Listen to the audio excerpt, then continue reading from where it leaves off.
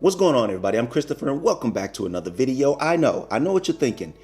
Many Americans in Germany, or foreigners in any country except their home country, talk a mean game when we talk about moving to another country and starting a new life in a brand new place. I know. And it's great. I don't renege on that. I will not falter on the fact that I think it's a beautiful idea for someone to move out of their comfort zone, find something new, and create a better life for themselves, if that better life happens to be in another place. But I'm willing to bet that most of the content creators you watch would agree with me when I say you're not always at your highest emotions-wise when it comes to this decision. Let's talk about it. Someone's gotta change.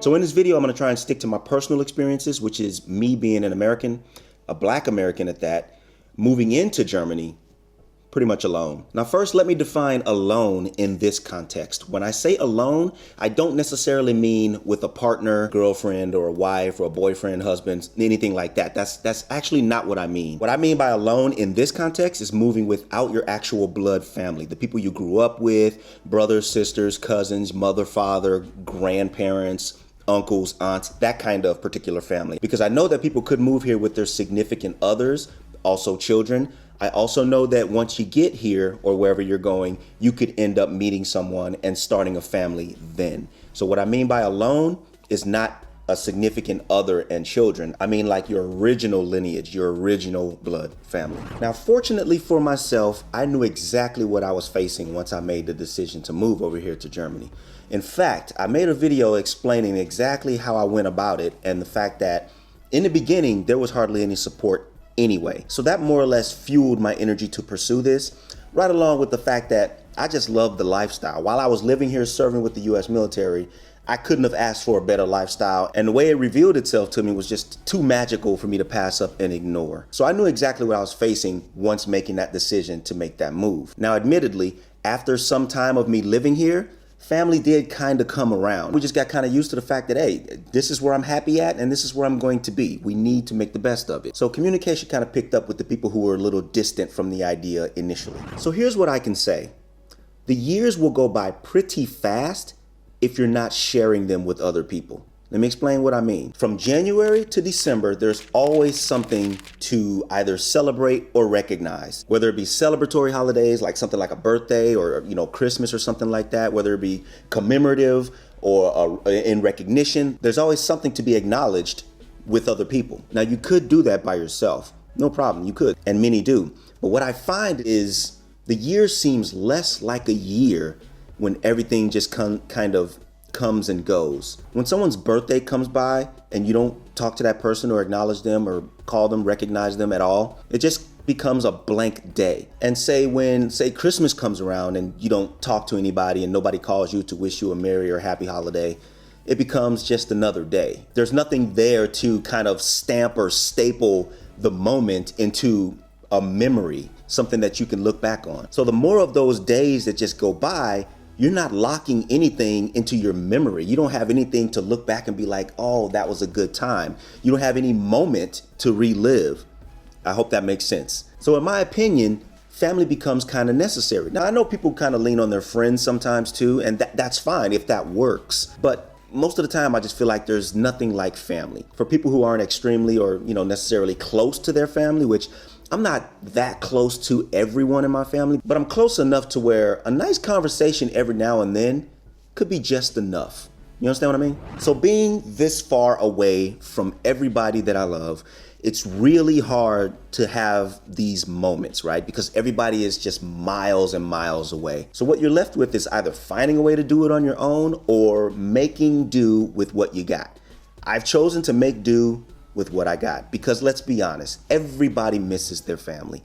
Whether they agreed with your decisions or not, whether you have disagreements and fights or not, being away from your family, especially this far away, you will miss your family. That's just part of being human, in my opinion. So despite what I said about anybody disagreeing with my decision in that video, we've decided to make the best of what we got. And what we got is distant communication. It's just going to have to work. I talk to my family as much as I can. Everybody's busy. I feel like we're at a point in time where everybody feels like they need to be out there hustling. Everybody feels like they need to be out there doing things for themselves, doing things for their children. And I get that. Everybody's busy. That's fine. I get it. But with the time that we do have, we try to put that to use as much as we can. Slight acknowledgments here during holidays, happy birthday phone calls, conversations about ongoing things in the world, just randomly. It doesn't matter. It doesn't even have to be a special occasion for us to speak. And although there are a select few members of my family that I talk to more than others, this is better than nothing. A few things that we use to take advantage of these situations is lots of FaceTime, lots of messenger phone calls and video calls, lots of WhatsApp calls and video calls, and just an ongoing repetition of those things. I mean, with the technology we got today, I mean, we really do have everything at our fingertips. And we kind of take advantage of that when we can. But to give you an example of how much we take advantage of it, sometimes I'll just be on a video call with a family member and we'll just be watching TV together. That's all. We're just both on video call and we're just watching TV, separate shows at times. But I'm telling you, that's better than nothing. Now think of a time if I ever tried to do that with like a local friend or whatever, they'd be like, I'm gonna go. And I understand, I get it. But for some reason with a close family member, it just doesn't feel uncomfortable at all. It's quite comfortable actually. And there'll be times where we'll just be on the video call and just watching each other's homes operate. Because as you guys should know by now, I do have my 2 daughters here. Sometimes I'll just set up my iPad, they'll do the same. We'll just turn on the videos and just witness each other's houses operating. I know, to you that might sound a little bit corny, but it works. It works for us. And this is how we kind of combat being in a foreign country, away from family, more or less alone. So this is by far not a replacement for having a close in-person relationship at all. It's not a replacement for that. And I understand that many people couldn't even do this. Many people could not even pull this off. It wouldn't be enough. Some people are just extremely close to their families, and I get that. It's a good thing. I love it. It just so happens that I'm close enough, but I'm able to be distant enough for this to be just fine with me. If you're thinking of moving into another country alone because you believe that you can create yourself a better life, to me, that's first. So just a quick message to my American brothers and sisters out there.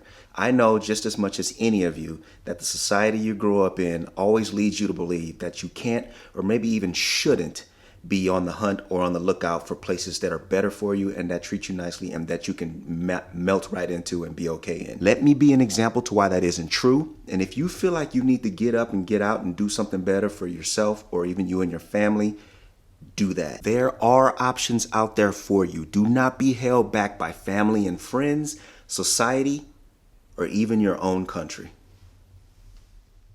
Happiness and feeling good and living a great life within yourself comes first. It comes before anything. So I would definitely promote that over not doing it. But if you feel like it's going to create mental health issues being away from your family as much, then maybe rethink it. Maybe find a place closer if you can. Maybe, if you can. But most of all, just know what you're getting into if you're thinking of moving into another country by yourself. Talk to people who have done it, see how they've dealt with the issues and the hangups and the problematic things that they could be dealing with without other people, and maybe do a deeper evaluation as to if that's for you or not. To fill in the blanks in between times that I'm talking to family, I got my 2 little girls here whom I love very much more than anything. And I also have friends that I share pretty close moments with here too. That's my story. Thank you for watching. I'll talk to you guys in the next video.